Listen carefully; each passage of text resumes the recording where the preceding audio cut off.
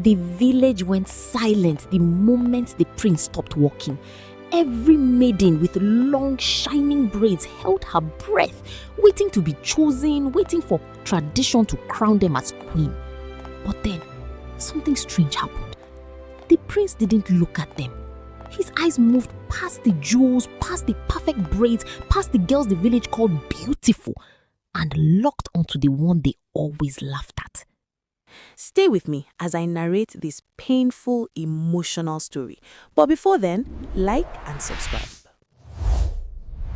In the village of Umwaka, beauty was not a mystery, it was a rule.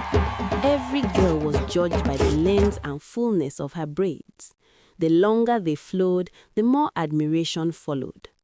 During festivals, women adorned their hair with beads and cowries, letting them swing proudly as they danced.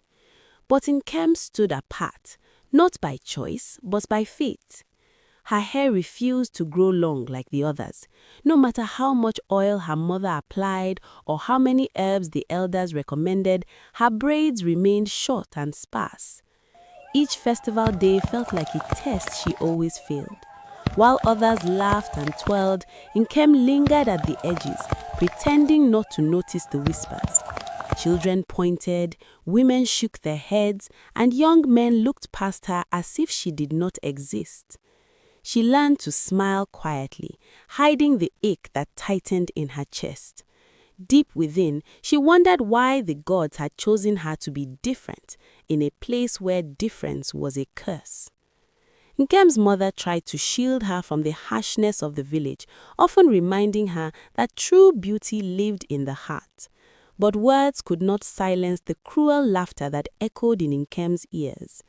One evening, after returning from the market where girls had mocked her openly, Nkem sat by the river and cried. The water carried her tears away, but not her pain. Despite everything, Nkem remained kind. She helped the elderly fetch water, shared food with children who had none, and greeted everyone with gentle respect. Many ignored her kindness, blinded by their obsession with outward beauty. Still, Nkem chose compassion. It was the only thing no one could take from her, the only part of herself she was certain was enough. The kingdom buzzed with excitement when news spread that the prince would soon choose a bride.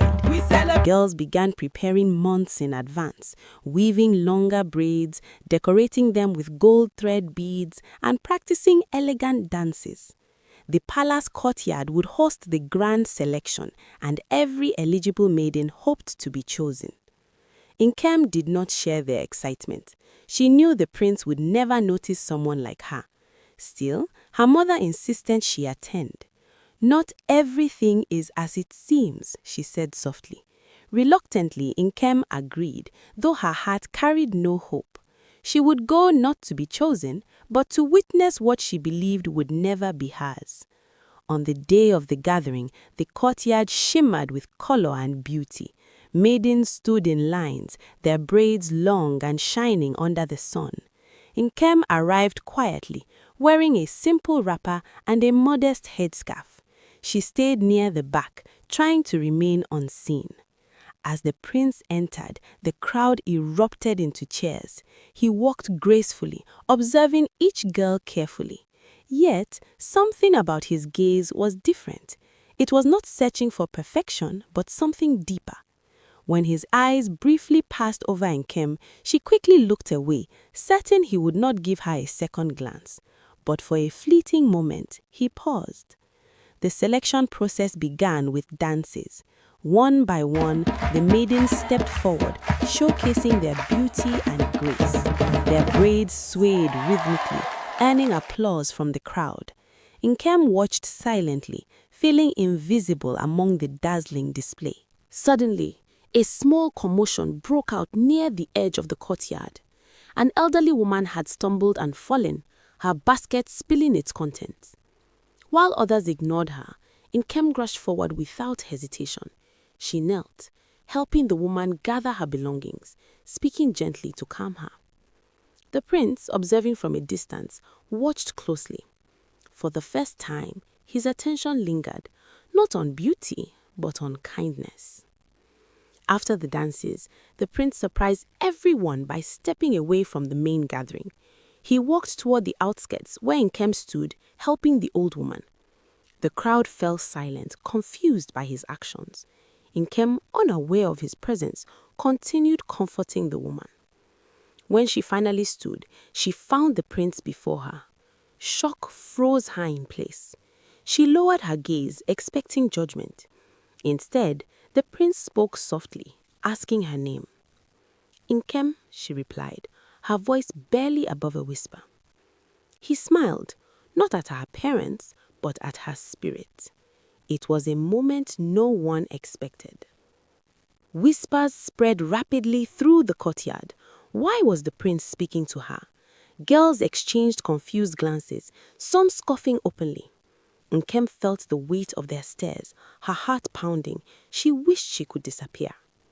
But the prince remained, asking her simple questions about her life. Nkem answered honestly, though nervously. She spoke of her daily routines, her love for helping others, and her quiet dreams. The prince listened intently, as though her words mattered more than the performances he had witnessed earlier. Days passed, and the village buzzed with speculation. The prince had not made his choice yet, but rumors of his interest in Nkem spread like wildfire.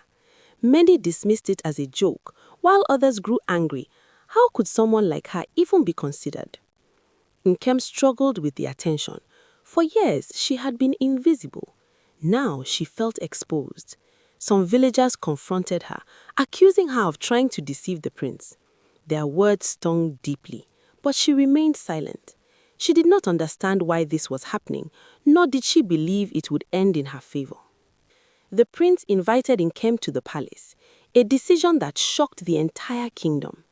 Inside the palace walls, Nkem felt out of place. Everything was grand, everything polished, nothing like the simple life she knew. Yet, the prince treated her with respect. He showed her the gardens, spoke with her during quiet walks, and listened to her thoughts. He found peace in her presence, something he had not felt among the others. Nkem, though still unsure, began to see him not as a distant royal, but a man who truly saw her. Back in the village, resentment grew stronger. The other maidens felt insulted, believing tradition was being ignored. Elders questioned the prince's judgment, warning him that choosing Nkem would disrupt cultural values. The prince remained firm.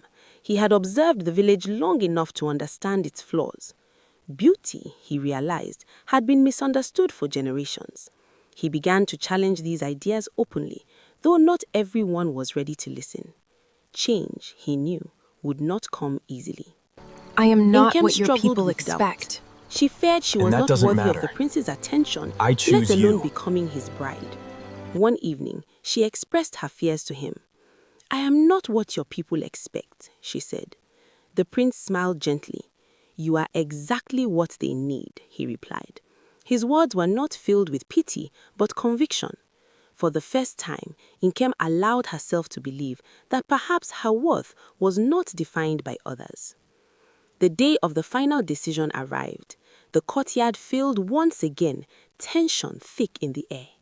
The maiden stood proudly, expecting tradition to prevail. Nkem stood quietly, her heart steady but uncertain.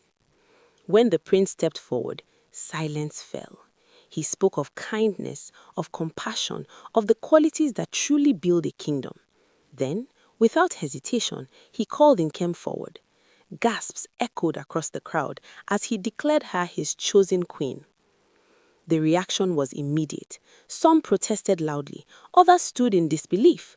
The elders attempted to intervene, reminding the prince of tradition, but he stood unwavering. This is my choice, he declared, and it is time our ways reflect truth, not illusion. His words carried authority, but also a deeper message. Slowly, the noise began to settle, replaced by quiet reflection. Nkem's coronation was unlike any before. Though some still resisted, many began to see her differently. They remembered her kindness, her quiet strength, the way she had always helped without expecting anything in return. As queen, Nkem did not seek to change everything overnight. Instead, she led by example. She uplifted the weak, listened to the unheard, and reminded the people that beauty was not something to be measured by appearance alone. Over time, the culture began to shift.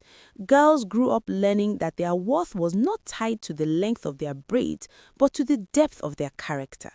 Festivals still celebrated beauty, but it was no longer limited to outward appearance. Nkem, once an outcast, became a symbol of change.